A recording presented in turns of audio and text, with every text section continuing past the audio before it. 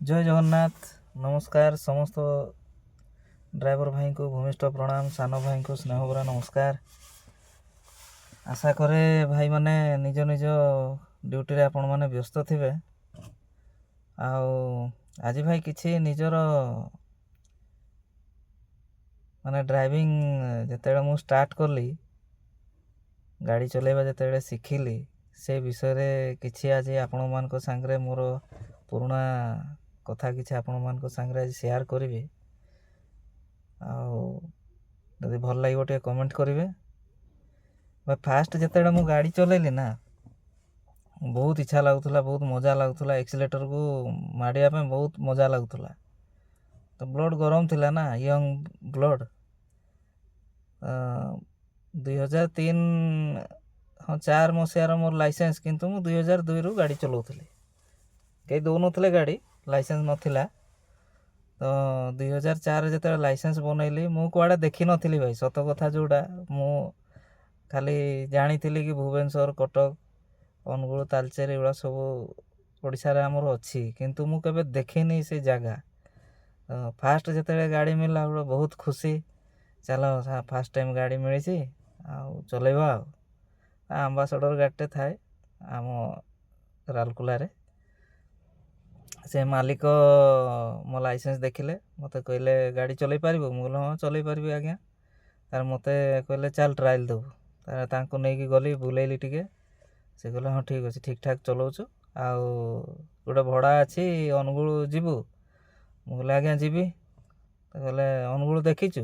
ମୁଁ କହିଲି ହଁ ଆଜ୍ଞା ଦେଖିଛି। ତ ମୁଁ ଇଆଡ଼େ ହଁ ଅନୁଗୁଳ ଦେଖିନି, କିନ୍ତୁ ହଁ ଦେଖିଛି। ଆଉ ତାହେଲେ ଆମର ରାଉରକେଲାରେ ଆମ୍ବଗାଁରେ ଗୋଟେ ଟ୍ୟାକ୍ସି ଷ୍ଟାଣ୍ଡ ଅଛି, ଜଗନ୍ନାଥ ଟ୍ରାଭେଲ୍ସ।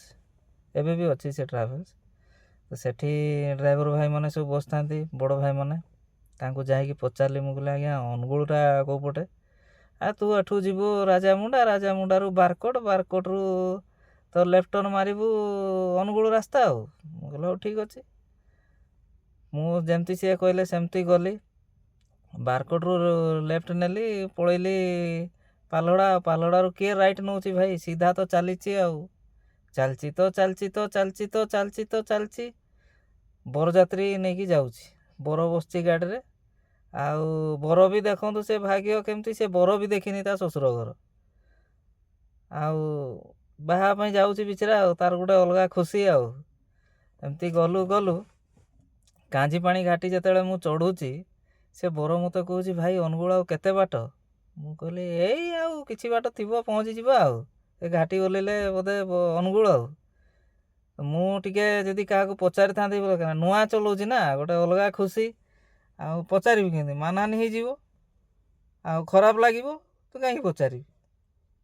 ପଚାରୁଛୁ, ଗୋଟେ ଡ୍ରାଇଭର ହେଇକି ରାସ୍ତା ଜାଣୁ, ପଚାରୁଛୁ କହିବେନି? ଆଉ ମୁଁ କାହିଁକି ପଚାରିବି? ମୁଁ ତ ସିଧା ମୋର ମାଡ଼ି ଚାଲିଛି। ଆଉ ଗଲି ଗଲି ଆଜ୍ଞା କେଉଁଝର। ଆପଣ କାଞ୍ଜିପାଣି ଘାଟି ଓହ୍ଲେଇବେ, ସେତେବେଳକୁ ସିଙ୍ଗଲ ରାସ୍ତା ଥିଲା। କାଞ୍ଜିପାଣି ଥାନା ପାଖରେ ରାତିରେ ସବୁ ହୋଟେଲ ମାନଙ୍କରେ, ଢାବାରେ ସବୁ ଗାଡ଼ି ଠିଆ ହେଉଥାଏ। ମୁଁ ଗଲି, ସେ ଗୋଟେ ଚା ଦୋକାନରେ ପଚାରିଲି, ମୁଁ କହିଲି ଆଜ୍ଞା ଅନୁଗୁଳଟା କେଉଁଠି? ସେ ମୋତେ କହିଲା ତୁମେ କେଉଁ ପଟୁ ଆସିଛ? ମୁଁ କହିଲି ଆମେ ରାଉରକେଲାରୁ ଆସିଛୁ।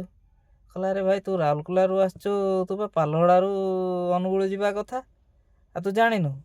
ମୁଁ କହିଲି ମୁଁ ଜାଣିଛି ଯେ, ଟିକେ ଟାଉଟର ମାରିଦେଲି। ଆଉ ମୁଁ କହିଲି ମୁଁ ଜାଣିଛି ଯେ, କିନ୍ତୁ ଟିକେ ଭୁଲିଗଲି। ଆଉ ତାପରେ ସିଏ କହିଲା ଠିକ୍ ଅଛି, ଯେଉଁଠୁ ଯେମିତି ଆସିଥିଲୁ ସେମିତି ଯା, ଗୋଟେ ପାଲହଡ଼ା ଆସିବ, ସେ ପାଲହଡ଼ାରୁ ଲେଫ୍ଟ ନେବୁ, ତାପରେ ତୁ ଅନୁଗୁଳ ଯିବୁ। ମୁଁ କହିଲି ହଉ ଆଜ୍ଞା ଠିକ୍ ଅଛି। ତାପରେ ମୁଁ ଯେତେବେଳେ ଗାଡ଼ି ବୁଲେଇଲି, ବର ମୋତେ କହୁଛି ଭାଇ ତୁମେ ଅନୁଗୁଳ ଦେଖିନ? ମୁଁ କହିଲି ମୁଁ ଦେଖିନି କହିକି ତ ଆପଣଙ୍କୁ ପଚାରୁନି ନା, ନହେଲେ ତ କଥାବାର୍ତ୍ତା ହେଇକି ପଳେଇଥାନ୍ତେ। ତାପରେ ସେଠୁ ମୁଁ ଗାଡ଼ି ବୁଲେଇଲି। ବର କେତେବେଳେ ପହଞ୍ଚିଲା? ରାତି 3ଟା ବେଳେ ବର ପହଞ୍ଚିଲା। ଘର ଲୋକ ଭାବିଲେ ଏମାନେ କେଉଁଠି ଆକ୍ସିଡେଣ୍ଟରେ ମରି ମାରି ଗଲେ। ଆଉ ଫୋନ୍ ବି ଏତେ ସେତେବେଳକୁ ନଥିଲା। 2004 ବେଳକୁ କେଉଁଠି ଫୋନ୍ ଥିଲା? ଏତେ କାହା ପାଖରେ ଫୋନ୍ ନଥିଲା। ଆଉ ମୋର ତ ଗୋଟେ ଅଲଗା ଖୁସି। ଆଉ ତାପରେ ପହଞ୍ଚିଲୁ। ମୋତେ ଯାହା ଦେଇଥିବେ କଥା ଆପଣ ଜାଣିଥିବେ, ଆଉ ଯେଉଁ ଭଲ ମନ୍ଦ ଟିକେ ଦେଲେ ଭୋଗ ଖାଇଲି। ଭୋଗ ଦେଲେ, ଭୋଗ ଖାଇଲି। ଆଉ କ'ଣ ଖାଇବା ପାଇଁ ଇଚ୍ଛା ହେଉଛି? ଆଉ କିଛି ଖିଆ ପିଆ ନାହିଁ। ତାପରେ ସେମିତି ହେଇକି ତାଙ୍କର ବାହାଘର ସରିଲା। ସେ ଗାଡ଼ି ମାଲିକକୁ ଫୋନ୍ କଲେ, କହିଲେ ଆରେ କେମିତି ଡ୍ରାଇଭର ଦେଇଥିଲ, ଏ ତ କୁଆଡ଼େ କିଛି ରାସ୍ତା ଦେଖିନାହିଁ, ଆଉ ଆମକୁ ନେଇକି ଆସିଥିଲା। କିନ୍ତୁ ଯାହା ହଉ ଭାଇ, ତାଙ୍କୁ ପ୍ରଭୁଙ୍କ ଆଶୀର୍ବାଦ, ତାଙ୍କୁ ଭଲରେ ଭଲରେ ନେଇକି ଗଲି, ଭଲରେ ଭଲରେ ଆଣିଲି। ତାପରେ ସେ ଗାଡ଼ି ମାଲିକ ମୋତେ କହିଲେ, ବାବୁରେ ତୁ ତ ରାସ୍ତା ଦେଖିନୁ, ଆଉ ତୁ କେମିତି ଓଭର କନଫିଡେଣ୍ଟ ହେଇକି ଭଡ଼ା ଗୁଡ଼ା ହଁ କହିକି ପଳେଇଲୁ। ଆଜ୍ଞା ଭୁଲ ହେଇଗଲା ଆଉ। ତାର ମୋତେ କହିଲେ ତୁ ଆଗ ରାସ୍ତା ଦେଖ କହି ଫେର ଗୋଟେ ଗାଡ଼ିରେ ମୁଁ 6-7 ମାସ ଖଣ୍ଡେ ହେଲ୍ପର କଲି। ରାସ୍ତା ଟିକେ ଦେଖିଲି ଇଆଡ଼େ ସିଆଡ଼େ, ଭୁବନେଶ୍ୱର ଦେଖିଲି। ମୋ ଜୀବନରେ ଭୁବନେଶ୍ୱର ଦେଖିନଥିଲି। ମୁଁ ଭୁବନେଶ୍ୱର ଦେଖିଲା ବେଳକୁ କହିଲି ମୁଁ କେଉଁ ଦୁନିଆକୁ ପଳେଇ ଆଇଲି। ଏମିତି ଥିଲା। ଏମିତି କାହା ସାଙ୍ଗରେ ଯଦି ହେଇଥିବ, ଯିଏ ନୂଆ ନୂଆ ଚଲାଉଛନ୍ତି, ଯିଏ ରାସ୍ତା ଦେଖିନାହାନ୍ତି, ଟିକେ ଜଣାଇବେ। ସେଇ ଭାଇମାନଙ୍କର ସପୋର୍ଟ ବହୁତ ବଡ଼ ରହିବ। ଆଉ ଏବେ ତ ସବୁଆଡ଼େ ଦେଖିଦେଲେଣି, ଏବେ ଆଉ କିଛି ଅସୁବିଧା ନାହିଁ। ଆସିକି 2025 ହେଲାଣି, 2004ରୁ ମୋର ଡ୍ରାଇଭିଂ ଲାଇସେନ୍ସ। ସେତେବେଳେ ଗୋଟେ ଅଲଗା ମଜା ଥିଲା ଭାଇ। କିନ୍ତୁ ମଜା ବି ଲାଗେ ଏବେ ସେ କଥାଗୁଡ଼ା ସବୁ ମନେ ପଡ଼ିଲେ। କାହା ସାଙ୍ଗରେ ଯେତେବେଳେ ତ କେଉଁଠି ବସିକି କଥାବାର୍ତ୍ତା ହେଲେ, ସେ କଥା ଯେତେବେଳେ ହଉ ଟିକେ ଖୁସି ଲାଗେ କି ଯାହା ହଉ ଗୋଟେ ଦିନ ଥିଲା। ପୁରୁଣା ଡ୍ରାଇଭର ଗୁଡ଼ା ଯେତେବେଳେ ଭେଟ ହେଇଯାଆନ୍ତି, ମୋ ସାଙ୍ଗରେ ଯେଉଁମାନେ ଆମେ ଗାଡ଼ି ଚଲାଉଥିଲୁ, କିଛି ପିଲା ତ ଟିକେ ଡ୍ରିଙ୍କ ଫ୍ରିଙ୍କ କରିକି ତାଙ୍କର ସ୍ୱାସ୍ଥ୍ୟ ଅବସ୍ଥା ଭଲ ନାହିଁ। ଆଉ ଗୋଟେ ସାଙ୍ଗ ମୋର ନଷ୍ଟ ବି ହେଇଗଲାଣି ମାଲ ପିଇକି। ମୁଁ ତ ଆଜି ପର୍ଯ୍ୟନ୍ତ ନେଇନାହିଁ। ମୋ ଗୁରୁ ଯିଏ ମୋତେ ମନା କରିଛି, ସବୁରେ ଦୋସ୍ତି କରିବୁ ଭାଇ, କିନ୍ତୁ ମଦ ନାରୀ ଏଇସବୁରେ ପଛରେ ଥିବୁ। ତ ସେ ଗୁରୁଙ୍କ କଥା ମାନିକି ଆଜି ଭଲ ଜାଗାରେ ଗୋଟେ ମୁଁ ଚାକିରି ବି କରୁଛି।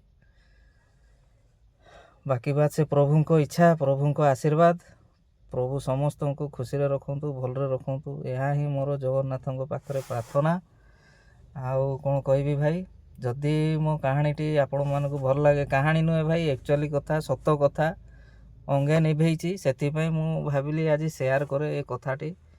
ଆଉ ସମସ୍ତେ ତ ଆଜ୍ଞା କହୁଛନ୍ତି ସେଠି ଡ୍ରାଇଭରକୁ ମାରିଲେ, ଏଠି ଡ୍ରାଇଭର ମାରୁଛନ୍ତି କାହିଁକି, ମୁଁ ସେଇଟା ବୁଝିପାରୁନି। ଆରେ ମାରିଦେଲେ କ'ଣ ସେ ଲୋକଟା ବଞ୍ଚିଯିବ, ନା ସେ ଲୋକଟା ଆଉ ଥରେ କଥା କହିବ?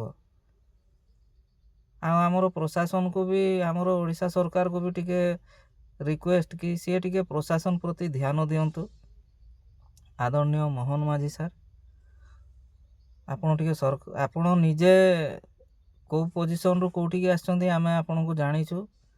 ଆପଣଙ୍କ ପରିକା ନେତା ପାଇଛୁ ଆମେ, ବହୁତ ଧନ୍ୟବାନ। ଆଉ ଆପଣ ଆମକୁ ଟିକେ ସପୋର୍ଟ କରନ୍ତୁ, ଡ୍ରାଇଭର ଭାଇମାନଙ୍କୁ ଟିକେ ସପୋର୍ଟ କରନ୍ତୁ। ଏହା ହିଁ ମୋର ଆପଣଙ୍କ ପାଖରେ ପ୍ରାର୍ଥନା। ରହିଲି। ଜୟ ଜଗନ୍ନାଥ, ନମସ୍କାର।